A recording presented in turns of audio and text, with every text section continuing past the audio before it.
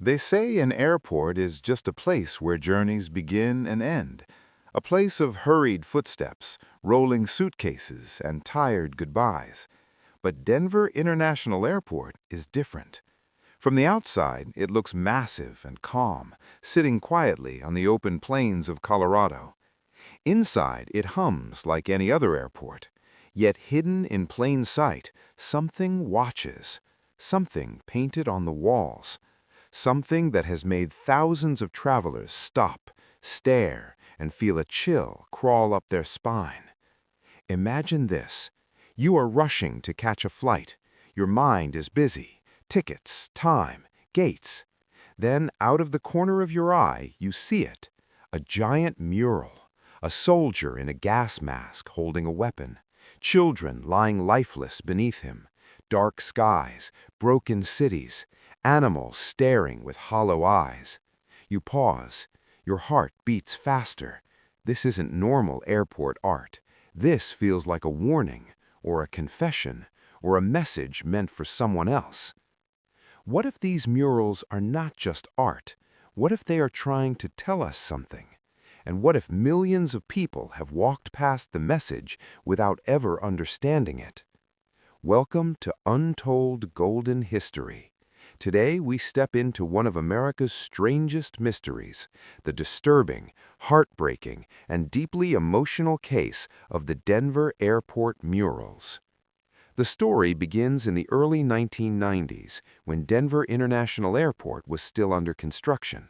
It was meant to be a symbol of progress, a modern gateway to the American West, bigger than any airport before it, more advanced, more ambitious.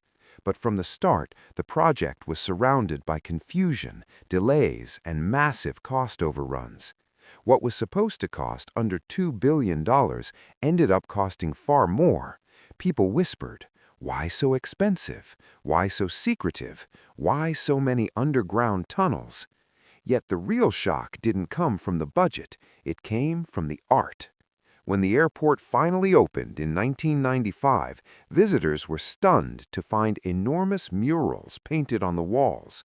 These were not calm landscapes or cheerful scenes of travel. These were intense, emotional, and terrifying images. They showed war, death, destruction, and sorrow. Parents covered their children's eyes. Travelers felt uneasy. Airport workers admitted they avoided certain hallways at night. One mural, painted by artist Leo Tanguma, showed a tall soldier wearing a green uniform and a gas mask. In his hands, he held a rifle with a blade attached. Beneath his feet were children, dead, broken, innocent.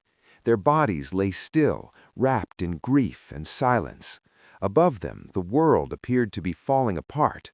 Buildings burned, smoke filled the sky, birds lay lifeless on the ground. For many viewers, this image felt like a nightmare painted onto a wall. Another mural showed children from different nations standing together, holding weapons that had been destroyed. Their faces were sad but hopeful. Around them, animals emerged from broken cages. The earth looked wounded, yet alive. It was confusing. Was this a message of peace, or a future built on suffering? People didn't know what to think. Some felt anger. Why would an airport display something so dark? Others felt sorrow. The murals touched something deep inside, a shared human fear of war, cruelty, and loss. As days passed, stories began to spread. A mother said her young son started crying after seeing the murals, asking why the soldier hurt the children. A flight attendant said she felt watched while walking past them late at night. A janitor claimed the hallway near the paintings always felt colder, quieter, heavier. And then came the conspiracy theories. People began connecting dots: the gas mask, the dead children, the broken world. They said the murals were not about the past, but about the future, a future of global control, a future of war planned by powerful elites, a future where innocence would be sacrificed in the name of order. Some believed the murals hinted at the New World Order, a secret group said to control governments, economies, and wars. They claimed Denver Airport was not just an airport, but a headquarters, a symbol, a silent announcement hidden in art.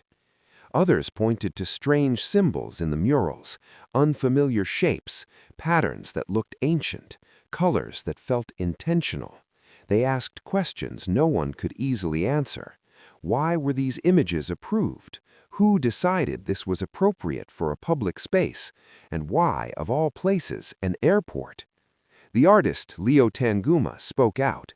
He said the murals were misunderstood. He explained they were meant to show the horrors of war and a hope for peace.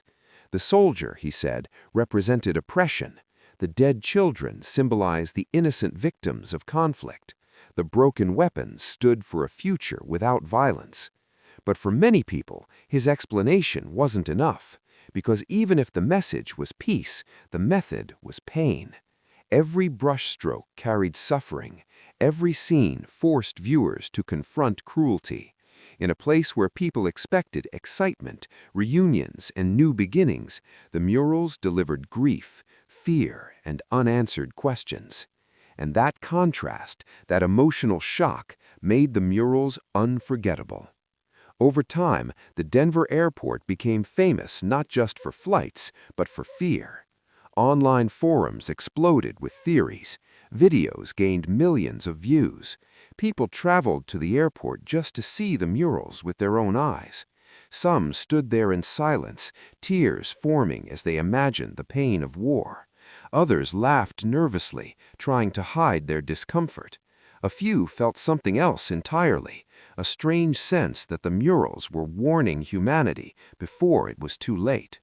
One former airport employee later admitted that even after years of seeing the murals every day, they never felt normal. She said, "It's like they're waiting for something to happen." The murals became a mirror of humanity's worst actions, a mirror of innocence lost, a mirror of fear, guilt, and hope, all tangled together. And that is what made them so powerful and so terrifying. As America entered a new century filled with wars, terror attacks, and global unrest, people looked back at the murals and wondered, were they just art, or were they a reflection of a future we were already living in? And if the murals were a warning, did anyone listen? The answer is not simple, because the Denver airport murals don't scream their message. They whisper, slowly, deeply, emotionally. And once you hear that whisper, you can never fully forget it. This is not just a story about paintings on a wall. It is a story about fear, about cruelty, about innocent lives caught in the middle of powerful decisions. And this story is only beginning. The first time the public truly began to notice the murals, it wasn't because of news reports or official statements. It was because of how people felt when they stood in front of them. Travelers rushing to catch flights would suddenly slow down.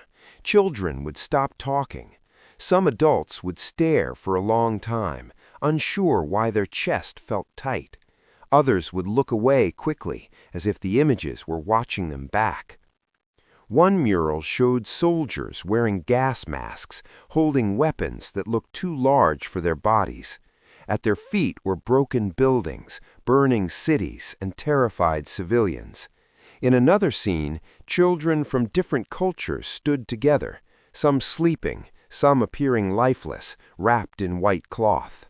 Above them, strange symbols floated in the air, symbols no one could easily explain.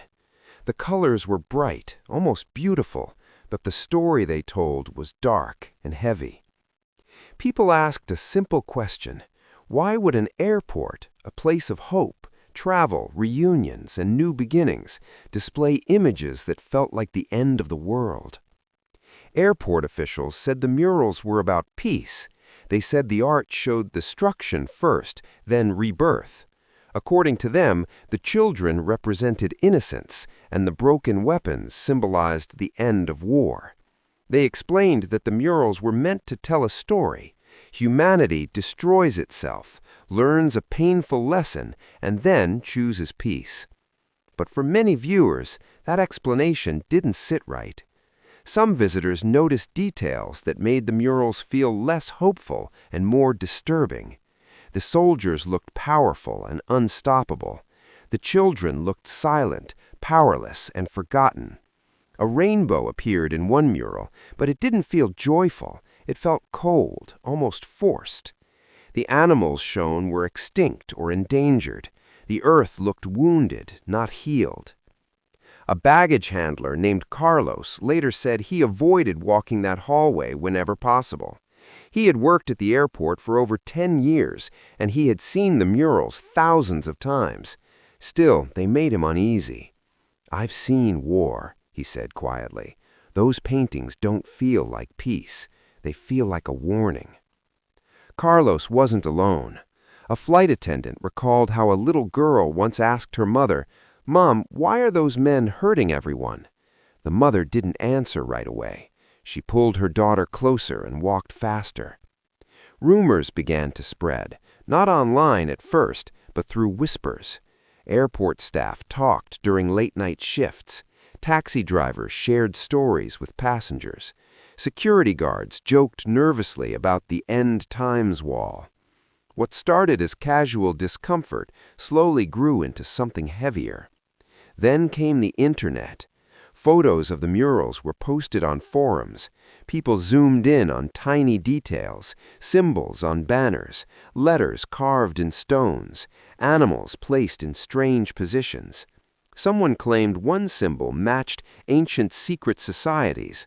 Another said the soldiers' uniforms looked like those used by international forces, not any single country. Others noticed that the mural seemed to show death before peace, not peace preventing death. That order mattered. Conspiracy theories thrive where fear meets mystery, and Denver International Airport was full of both. Soon, people weren't just talking about the murals, they were connecting them to other strange features of the airport. The unusual blue horse statue with glowing red eyes outside the airport. The massive underground tunnels built during construction. The dedication stone that mentioned the New World Airport Commission, an organization no one could clearly identify. In the minds of many, the murals became proof that the airport wasn't just an airport. Some claimed the murals were messages, hidden warnings about a coming global disaster. Others believed they were celebrating it. The soldiers weren't villains, they were enforcers. The children weren't saved, they were sacrifices. The peaceful ending wasn't hope, it was control. These ideas spread fast. Videos gained millions of views. Comment sections filled with fear, anger, and confusion. People argued fiercely. Some laughed it off. Others said, "Just look closer." But what made the murals truly powerful wasn't the theories themselves, it was the emotion behind them. Humans have always feared losing control. War, disease, and disaster remind us how fragile life is. The murals touched that fear deeply. They didn't show a single enemy, they showed humanity itself, hurting, silent, and small under powerful forces, and that scared people. The artists behind the murals tried to speak up. One of them explained that the images were inspired by history, world wars, environmental destruction, cultural loss. He said the children represented future generations. He said the weapons breaking meant hope. But once a story escapes into the public, it no longer belongs to its creator. People saw what they felt, not what they were told. Some visitors began leaving notes near the murals, small pieces of paper tucked into corners, messages like, "We see you," "This is a warning," and "They're telling the truth." Airport staff removed them quietly, but more appeared. Late at night, when the airport was nearly empty, the murals felt different. The lights were dimmer, the silence heavier. Security cameras watched every corner, and in those moments, the murals felt less like art and more like a memory. Something already happened, something already decided. One night, a cleaner named Mary stood alone in front of the murals during her shift. She had lost her brother in a war overseas years earlier. When she looked at the soldiers in gas masks, she didn't see symbolism, she saw her brother's fear. She saw the lies that promised safety and delivered coffins. She cried quietly, mop still in her hands.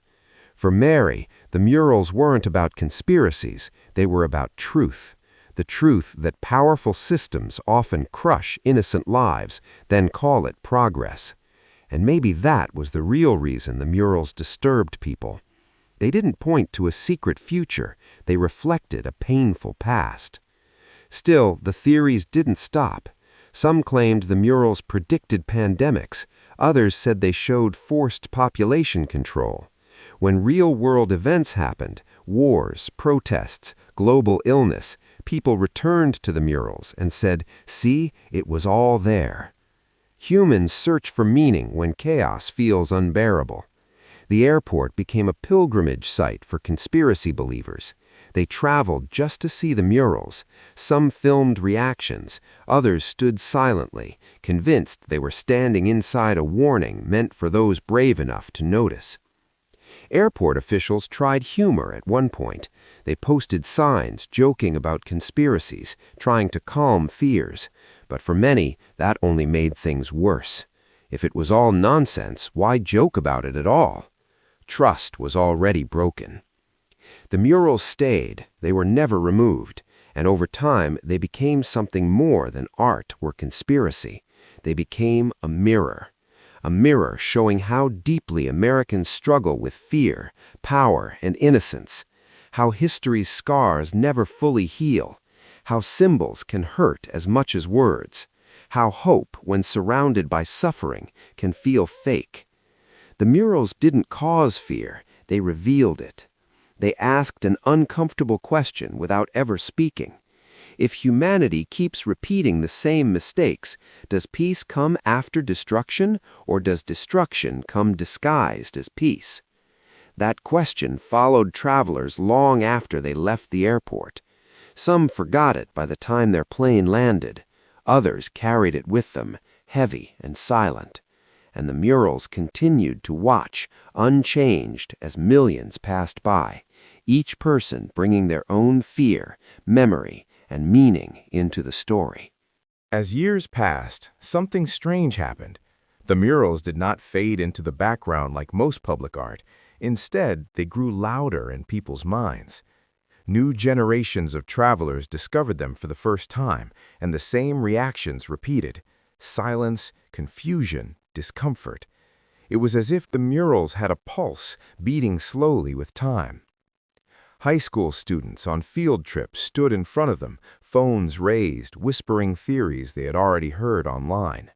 Elderly travelers stared longer, their faces heavier, as if remembering things they wished they could forget. Immigrants from war-torn countries paused with trembling hands, recognizing scenes that felt painfully familiar. The murals didn't belong to one era, they belonged to all of them. Psychologists later explained that humans react strongly to images that mix innocence with violence.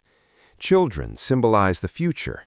When they appear broken, silent, or threatened, the brain responds with fear and anger. The Denver murals used that contrast deeply. Children from many cultures stood together, suggesting unity, but also shared vulnerability. No one was safe, no one was special. That idea haunted people. A former Air Force officer once wrote an essay about his experience seeing the murals. He said the gas masks reminded him of training drills where soldiers were taught to obey first and question later. The masks erase identity, he wrote. You stop seeing a human, you become a function. For him, the murals weren't predicting the future, they were confessing the past. The airport's management continued to defend the artwork. They repeated that art was meant to provoke thought, not comfort. They said America was built on free expression. Removing the murals would mean surrendering to fear. Yet behind closed doors, some admitted the controversy had gone far beyond what anyone expected. There were internal debates. Should they add clearer explanations? Should they commission new art to balance the message? Or should they let the murals stand exactly as they were, untouched, misunderstood, and powerful? In the end, they chose silence. Silence allowed people to fill the gaps themselves. That silence became fuel. Online communities dissected every inch of the murals. Some claimed the symbols aligned with ancient myths of destruction and rebirth. Others believed the artwork followed a timeline: war, collapse, cleansing, control. People drew lines between the murals and real-world events as if the paintings were a map and history was following it step by step. When tragedies happened, the murals were revisited. When hope appeared, the murals were questioned again. They became a reference point for fear. But not everyone saw darkness. A teacher named Elaine once brought her class to the airport for a project on public art. She stood her students in front of the murals and asked them to write what they felt, not what they thought. One student wrote, "It feels like the world broke and wants to be fixed." Another wrote, "The kids look like they're sleeping, not dead." One simply wrote, "This makes me sad, but I don't know why." Elaine realized something important. The murals didn't tell people what to think, they forced people to feel. Feeling is dangerous in a world that prefers distraction. In American history, uncomfortable art has always been resisted. Paintings that showed slavery, photos that showed war, stories that showed poverty. Each time, society argued whether showing pain caused harm or whether hiding it caused more. The Denver murals stood in that same tradition. But there was still something unique about them. They weren't in a museum. They were in an airport. People didn't choose to see them. They stumbled upon them between gates, between lives. One moment you were thinking about a business meeting. The next you were facing images of collapse and innocence lost. There was no warning, no preparation. That sudden collision made the experience unforgettable. Some employees began creating their own rituals. One security guard said he touched the badge on his chest before walking past the murals, reminding himself he still had a choice. A janitor played soft music through his headphones so he wouldn't hear the silence echo off the walls. A pilot avoided that corridor entirely, taking longer routes through the terminal. Fear doesn't always scream. Sometimes it just changes behavior. As the years moved on, the airport itself changed. New terminals opened, technology advanced. Yet the murals remained frozen in time, like a memory no one could erase. New signs were installed, new shops opened, but the paintings stayed exactly where they were. People began asking a deeper question. If the murals truly represented peace after destruction, why did they feel so unresolved? Peace usually feels light. These felt heavy.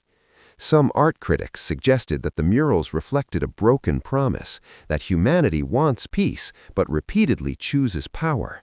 The broken weapons were there, yes, but only after unimaginable loss. The children stood together, but only after silence had replaced laughter. That wasn't hope, that was consequence. One evening, an older man named Thomas stood alone in front of the murals for nearly an hour.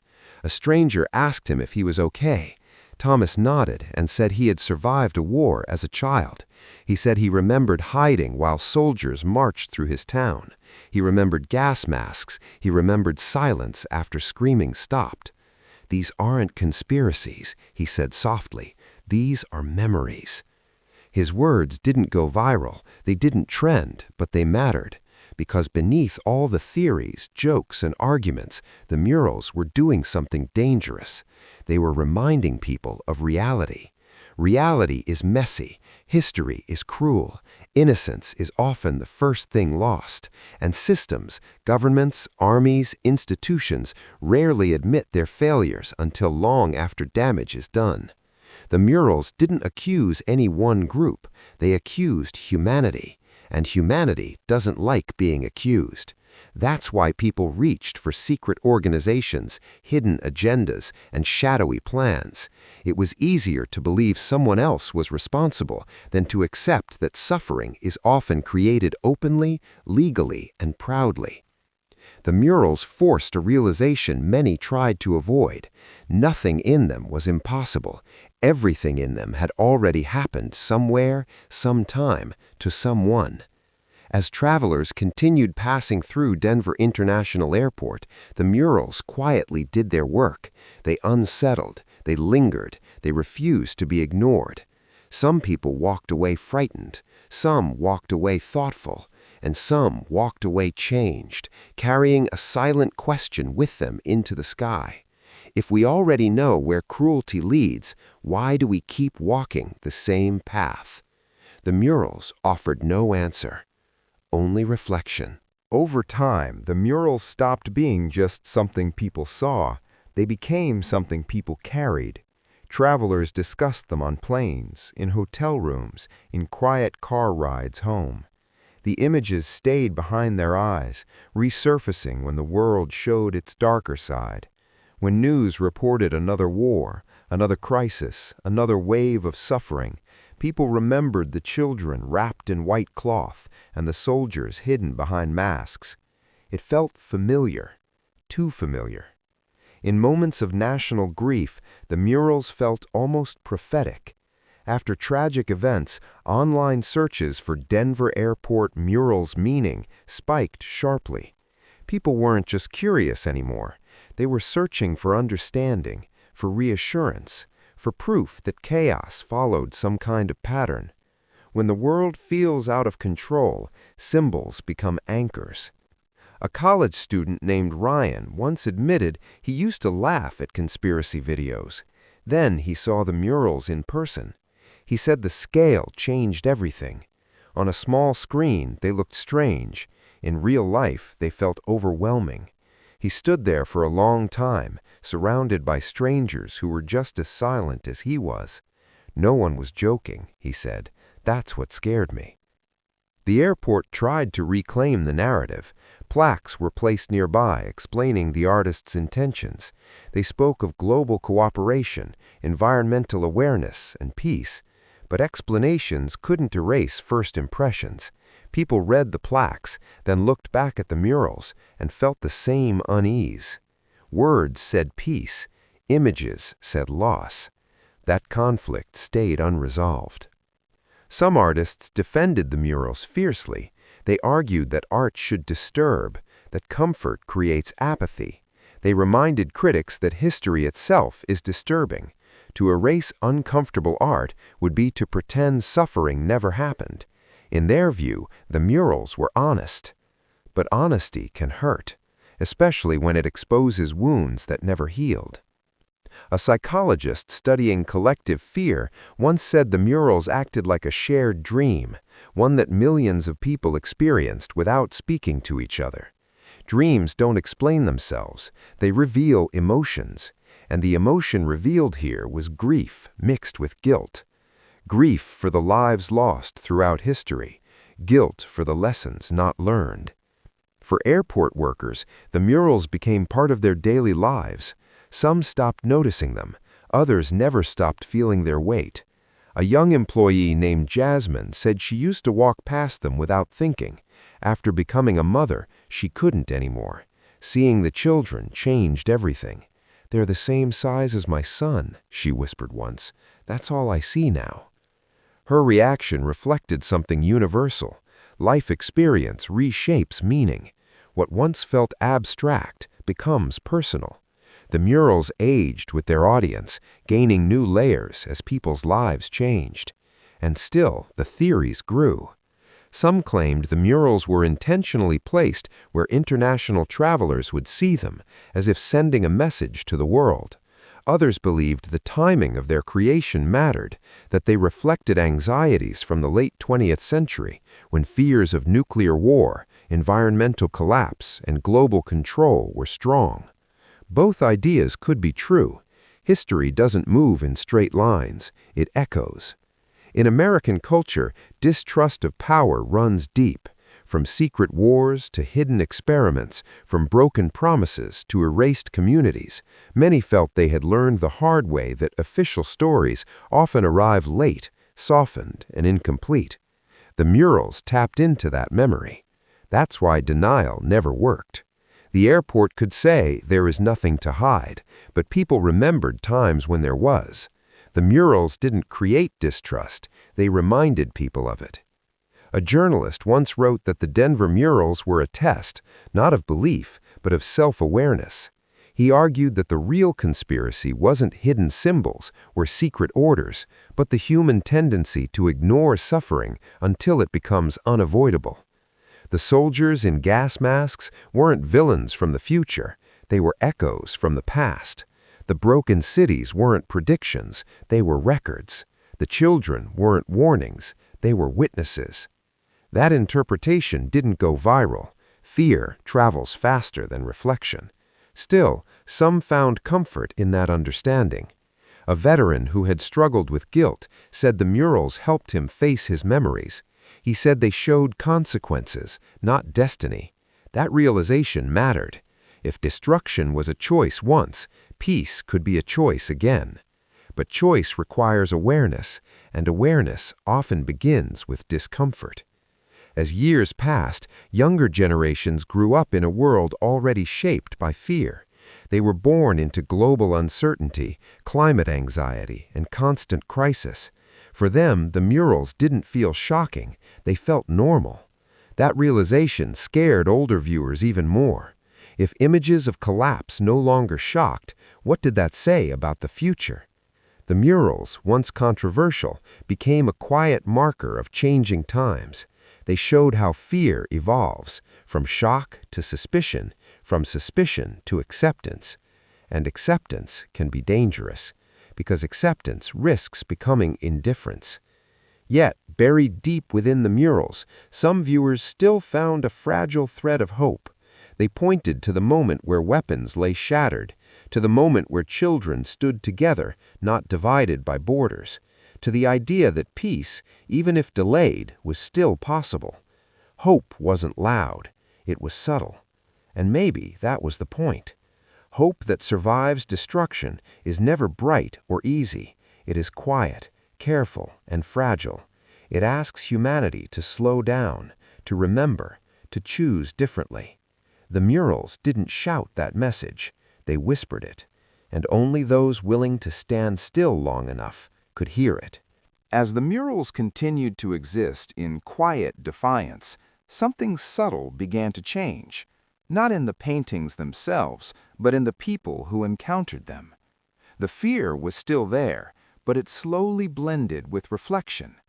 Instead of asking only, "What does this mean?" some began asking, "Why does this affect me so deeply?" That question marked a shift. A philosophy student once said the murals felt like a courtroom where humanity was on trial, and everyone passing through was both witness and jury. There was no judge, no final verdict, just evidence painted across walls, asking people to decide what kind of future they believed in. For some, that weight became unbearable. A mother traveling with her teenage son stopped in front of the murals one afternoon. The boy shrugged, unimpressed.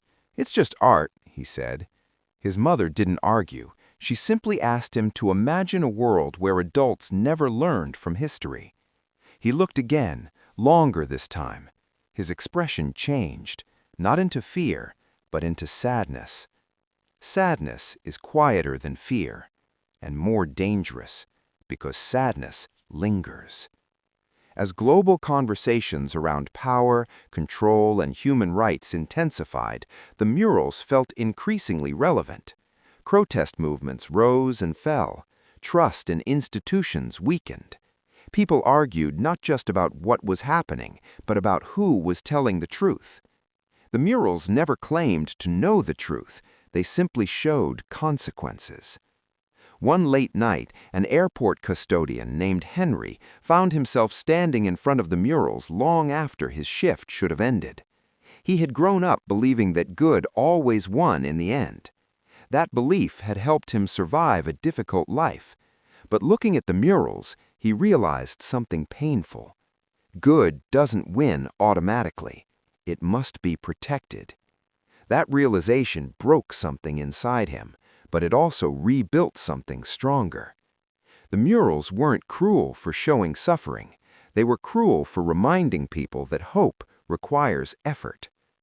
For every conspiracy theory that painted the murals as a warning from hidden powers, there was a quieter truth hiding in plain sight. The images didn't show secret enemies, they showed familiar ones: indifference, obedience without thought, and the slow erosion of empathy.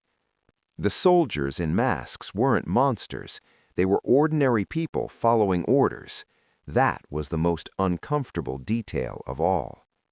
History had proven that again and again.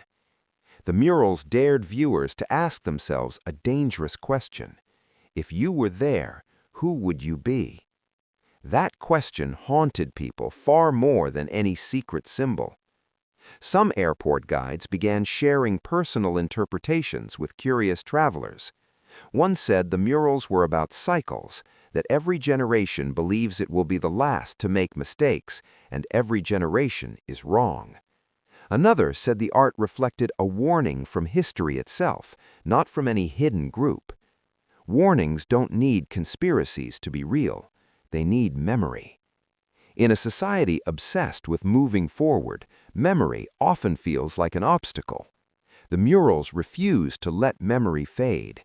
They held pain in place, forcing it to be seen again and again. That persistence made them powerful and controversial. As time passed, a strange thing happened. The murals stopped trending. They stopped shocking. They became part of the airport's identity.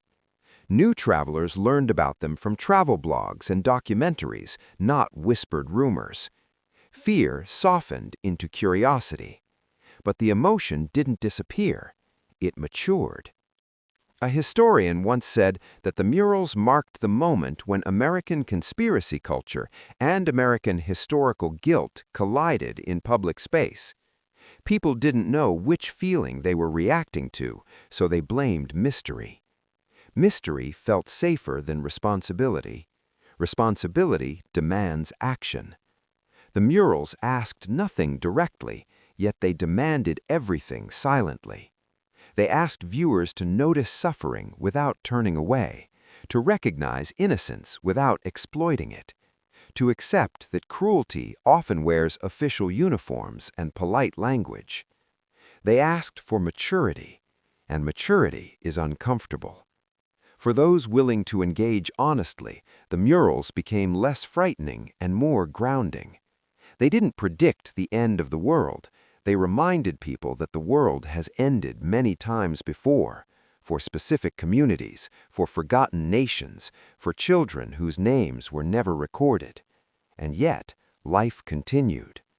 That truth carried both pain and hope. Pain because survival often comes at a terrible cost. Hope because survival means change is still possible. The murals didn't say the future was doomed. They said the future was watching. Watching to see whether humanity would repeat itself or finally pause long enough to choose differently. As travelers walked past, rolling suitcases behind them, most didn't realize they were part of the story, but they were. Every glance, every reaction, every moment of discomfort added another layer to the mural's meaning. Art lives through its audience, and this art lived through millions. The murals remained where they always had been, silent, heavy, patient. They had no need to shout. Time was on their side, because time reveals patterns, and patterns reveal truth. In the end, the Denver airport murals did something few works of art ever achieve. They outlived the arguments around them. The theories aged, the headlines faded, but the feeling remained. That feeling did not belong to conspiracies or hidden powers. It belonged to people. Every society leaves behind evidence of what it fears and what it values. Some leave monuments to victory. Others leave scars disguised as progress. The murals quietly joined that record, not as answers, but as questions carved into color and shape. Years later, a young boy stood in front of the murals, holding his father's hand. The father noticed the boy staring longer than expected. Finally, the child asked, "Did this really happen?" The father paused. "Yes," he said, "not all in one place, not all at once, but it happened." The boy nodded slowly, trying to understand a world bigger than himself. That moment, small, quiet, human, was the true legacy of the murals. They created conversations that didn't want to happen. They made people stop in a place designed for rushing. They forced history into the present. For all the talk of secret messages and dark plans, the murals were painfully honest. They showed what happens when power goes unchecked, when obedience replaces conscience, when innocence becomes collateral damage. They showed cruelty without naming villains, and that was why they hurt. Because without villains, responsibility had nowhere to hide. As the years passed, some people began to see the murals differently. Not as warnings of what will happen, but reminders of what can happen and what already has. That shift mattered. Fear paralyzes, awareness empowers. The murals didn't demand belief, they demanded reflection. In a world flooded with noise, reflection is rare. The airport continued operating as always. Flights landed, flights departed. Life moved forward. And between those moments of movement, the murals stood still, holding space for memory. They became a quiet promise, not that everything would be okay, but that forgetting was no longer an option. Some people walked past without looking. Others looked once and never forgot. And a few stood long enough to feel something shift inside them. Those people left with more than unease. They left with responsibility. Responsibility to question easy narratives, responsibility to protect innocence, responsibility to recognize cruelty even when it wears familiar faces. The murals did not predict doom, they revealed choice. Choice is heavy, choice is frightening, but choice is also hopeful. Because if destruction was chosen before, peace can be chosen again. Not loudly, not instantly, but deliberately. That was the quiet truth hidden beneath the layers of paint, fear, and rumor. The strange case of the Denver airport murals was never really about secret orders or hidden tunnels. It was about humanity standing face to face with its reflection and deciding whether to look away. The murals stayed, the questions stayed. And as long as people continue to pass through that corridor between where they have been and where they are going, the story remains unfinished in the only way that matters, not on the wall, but in the choices people make afterward. If this story made you stop and think, don't scroll away. Follow and subscribe to Untold Golden History, because the past still speaks and the truth deserves to be remembered.